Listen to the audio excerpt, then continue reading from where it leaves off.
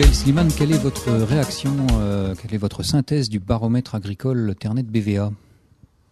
Écoutez, ce qui est très intéressant sur notre baromètre qui vient de sortir, c'est d'observer ce très haut niveau, encore une fois, d'intention de vote en faveur de la droite auprès des agriculteurs. On a vraiment une population atypique par rapport à la population générale, par rapport à l'ensemble de la population française, puisque plus des 2/3 des agriculteurs voteraient à droite au premier tour. Et puis, on a une Marine Le Pen qui réalise elle aussi un score extrêmement élevé. Plus d'un quart des agriculteurs voteraient pour Marine Le Pen au premier tour de l'élection présidentielle.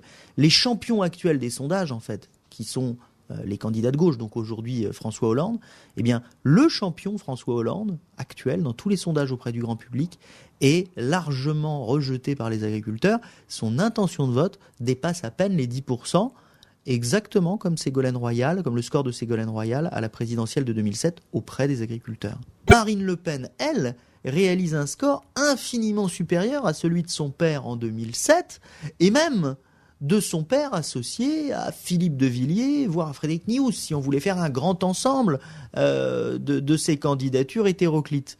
Et donc Marine Le Pen est celle qui réalise, par rapport à la précédente élection, la plus belle progression parmi toutes les personnalités qui sont testées. C'est même assez exceptionnel. Comment vous expliquez la force, le gros résultat de Marine Le Pen qui prône un retour au franc, alors que parallèlement beaucoup d'experts prédisent qu'un retour au franc serait catastrophique pour l'Union européenne et pour la PAC, majeure pour les agriculteurs?